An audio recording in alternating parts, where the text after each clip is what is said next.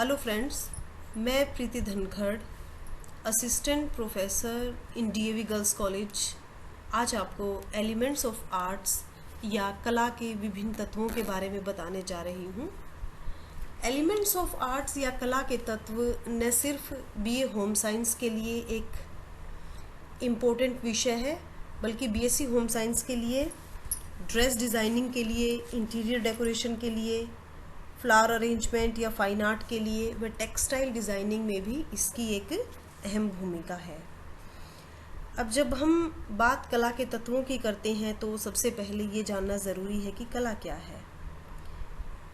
किसी भी वस्तु या कृति को जब दक्षता व सौंदर्य बोध के साथ दर्शाया जाता है या प्रेजेंट किया जाता है तो इसे कला कहते हैं।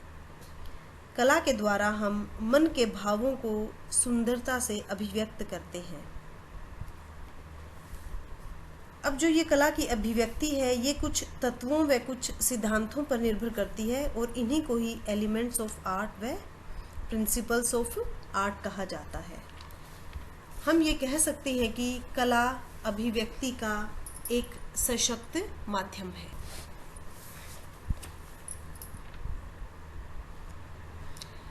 यहाँ आप देख रहे हैं कला के विभिन्न तत्व, यानी कि line, form, texture, colour, pattern, light and space. तो ये हैं हमारे कला के विभिन्न तत्व। कला का सबसे महत्वपूर्ण तत्व है लाइंस या रेखाएं। अब जब बात रेखाओं की आती है तो सबसे पहले हम रेखाओं के प्रकार देखेंगे।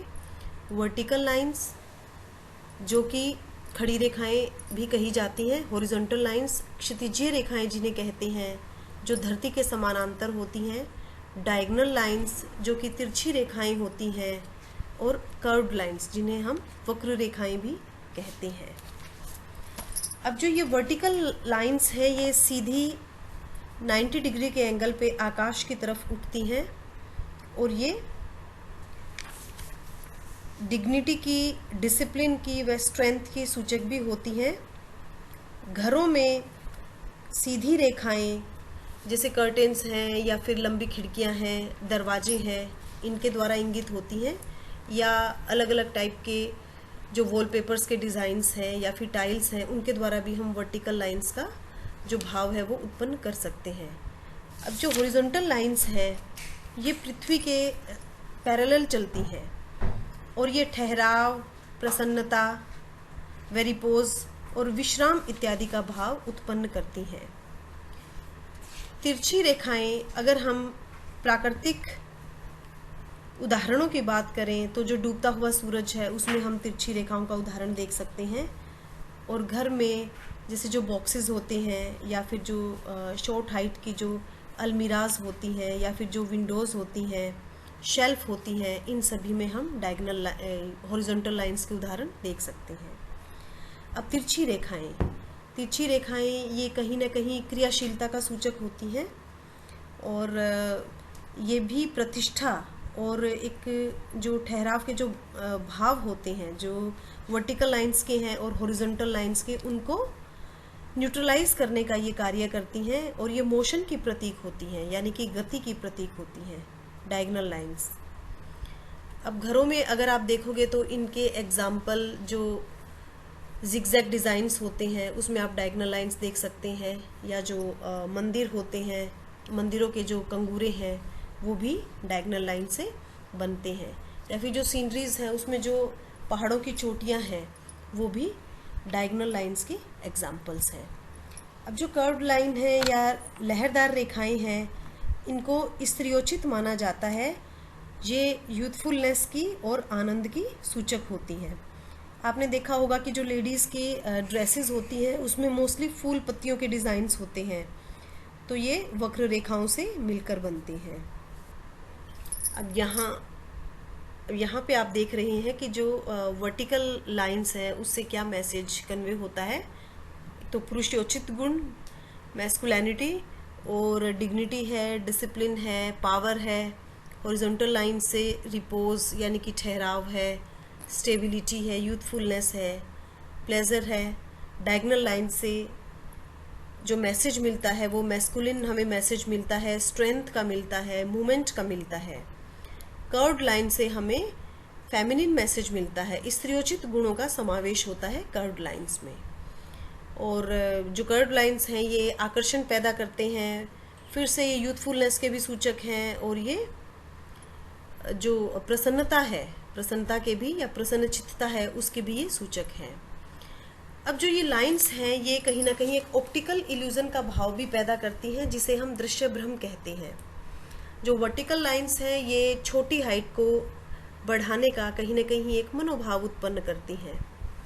अगर किसी लड़की की छोटी हाइट है तो वो शॉर्ट हाइटेड लड़की अगर वर्टिकल लाइंस के, चाहे वो कंस्ट्रक्शन लाइंस में हो जैसे प्रिंसेस लाइन है, या फिर कोई सेंट्रल ओपनिंग है, या फिर सेंटर में बटन्स वगैरह का समावेश है, उसके द्वारा वर्टिकल लाइंस का इफेक्ट पैदा किया जा सकता है। इसके अलावा एम्ब्रॉयडरी के द्वारा या डिज़ाइंस के द्वारा भी वर्टिकल लाइंस उत्पन्न की जाती हैं, जिससे कि हाइट के बढ़ने का आभास होता है। हॉरिजॉन्टल लाइंस, अगर किसी की मोटाई कम है, पतलापन ज़्यादा है हम कह सकते हैं, तो मोटाई का एक आभास देने के लिए हम कहीं ना कहीं किसी न किसी हॉरिजॉन्टल लाइन का समावेश कर सकते हैं। अब ये बेल्ट के रूप में भी की जा सकती है। फॉर एग्जांपल किसी ड्रेस का कोई किसी एक रंग की ड्रेस है तो हम ऑपोजिट कलर के उसके कंट्रास्ट की हम बेल्ट लेके जब उसका हम प्रयोग करेंगे तो जो चौड़ाई है या जो मोटाई का भाव है वो उससे उत्पन्न किया जा सकता है। अब इसी प्रकार से जो डायगोनल लाइंस हैं वो लंबाई के और चौड़ाई के भाव दोनों को न्यूट्रलाइज करने का कार्य करती हैं। तो इस प्रकार से रेखाओं के विद्वतापूर्ण उपयोग से हम ऑप्टिकल इल्यूजन या दृश्य भ्रम को पैदा कर सकते हैं। अब यहाँ पे जो हमारा नेक्स्ट फैक्टर है वो है फॉर्म, यानी कि आकार। हमें पता है कि जब अलग अलग प्रकार की रेखाएं मिलती हैं तो वो किसी शेप की, किसी आकार की उत्पत्ति करती है। अब जो आकार हैं ये 3 डायमेंशनल फॉर्म में भी हो सकते हैं, और हमारे घर में जैसे बेड है, सोफाज हैं, टेबल हैं, चेयर हैं, डोर्स हैं, विंडोज़ हैं, या फिर जो डेकोरेटिव पीसेस जो हम वॉल्स पे लगाते हैं, ये फॉर्म, इनमें हम फॉर्म्स के विभिन्न उदाहरण देख सकते हैं।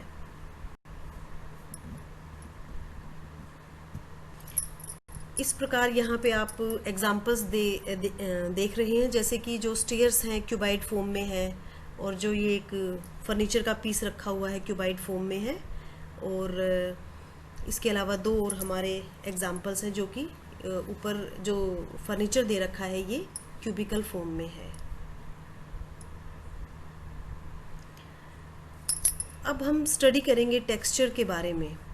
टेक्सचर यानी कि गठन या विन्यास या बनावट, ये कहीं ना कहीं एक सरफेस क्वालिटी को इंगित करता है। जब भी हम किसी सरफेस को या तो देखते हैं या फिर उसको हम छूते हैं, उसे हमें कैसा एहसास होता है, इससे हमें टेक्सचर का पता चलता है। कहीं ना कहीं टेक्सचर हमें एक स्मूथनेस और एक रफनेस के बारे में बताता है। और घर में आप देखोगे कि जो फर्नीचर है, हमारे जो फर्निशिंग्स हैं, या फिर जो वही डेकोरेटिव पीसेस हैं, टाइल्स हैं, फ्लोर है, उन पर अलग अलग प्रकार के टेक्सचर आप देख सकते हैं।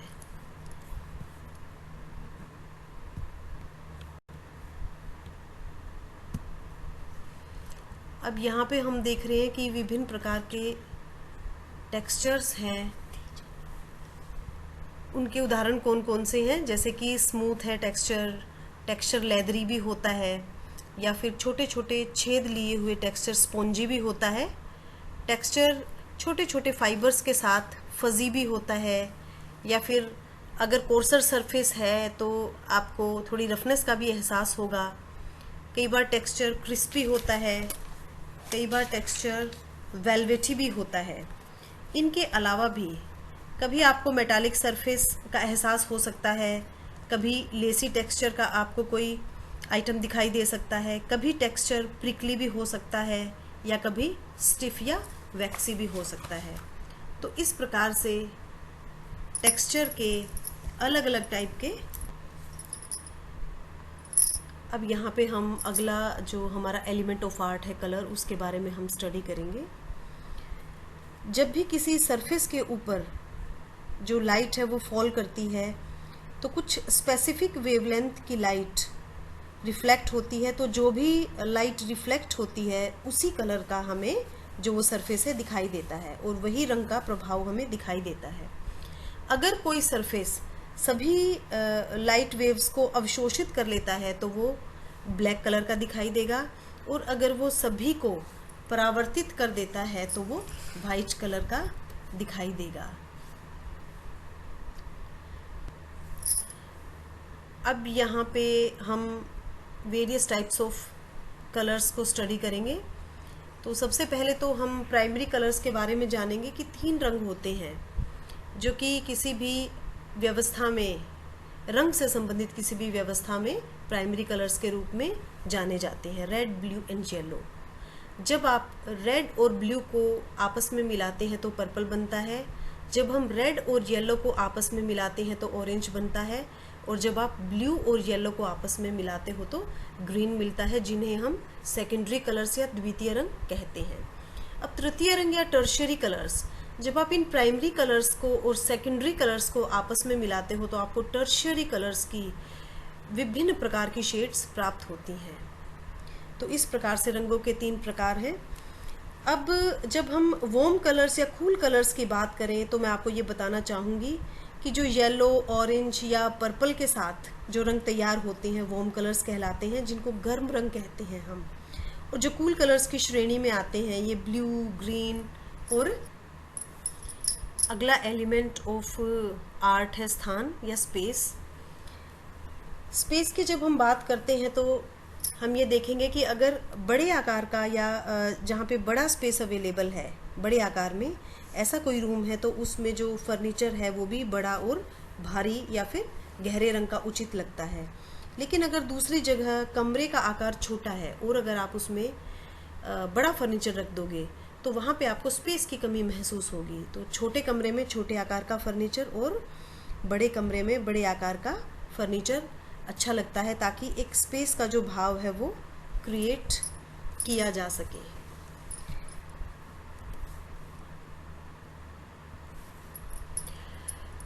अगला कला का तत्व है लाइट या प्रकाश।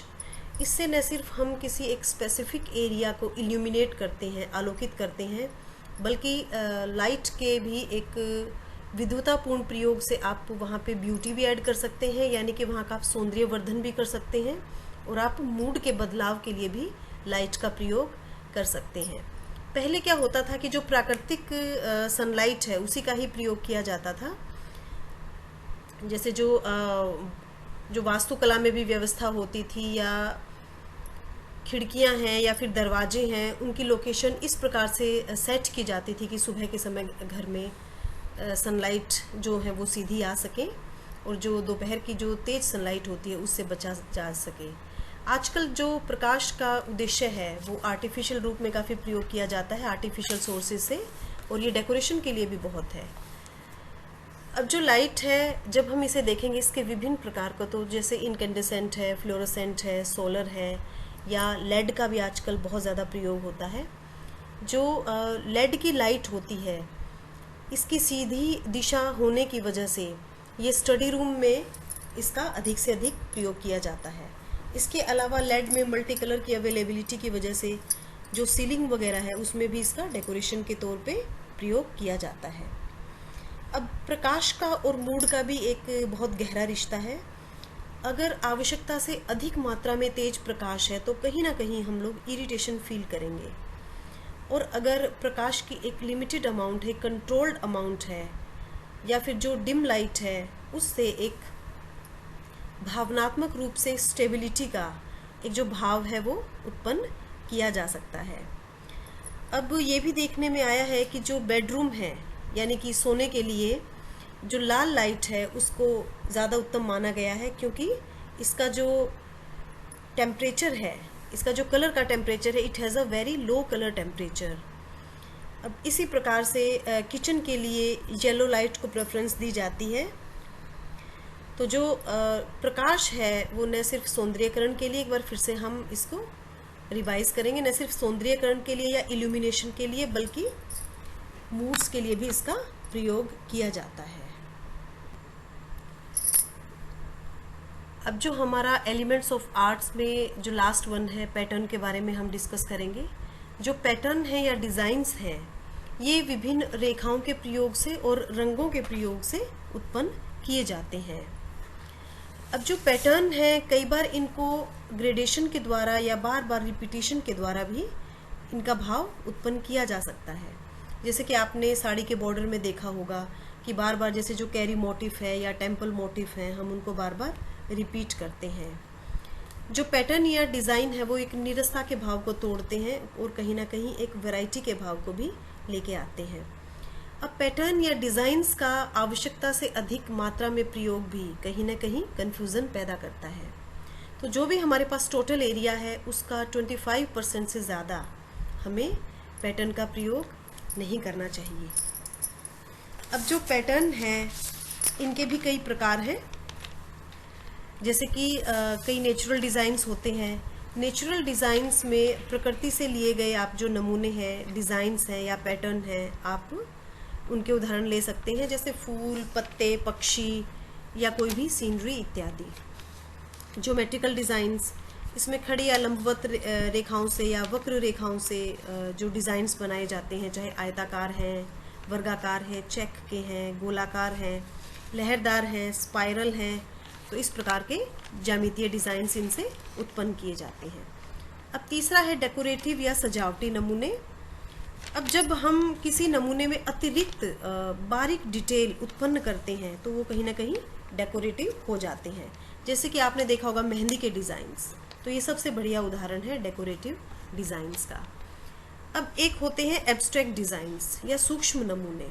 जो सूक्ष्म डिज़ाइंस हैं वो बड़े विद्वतापूर्ण तरीके से तैयार किए जाते हैं और एक मैसेज कन्वे करते हैं। ये अपने अंदर एक संदेश लिए हुए होते हैं। जैसे आपने देखा होगा कि M.F. हुसैन की या किसी और बड़े पेंटर की जो पेंटिंग्स होती हैं, आजकल की जो मॉडर्न आर्ट है, तो वो सब एक मैसेज कन्वे करती हैं और कहीं ना कहीं एक एब्स्ट्रैक्ट नमूने का एक उदाहरण है।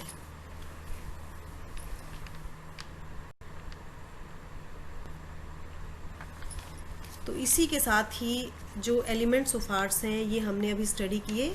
अब जो रंग है, रंग के बारे में हम एक अलग से लेक्चर तैयार करेंगे और इस एलिमेंट ऑफ आर्ट को हम फिर से अपलोड करेंगे। Thank you, thanks a lot.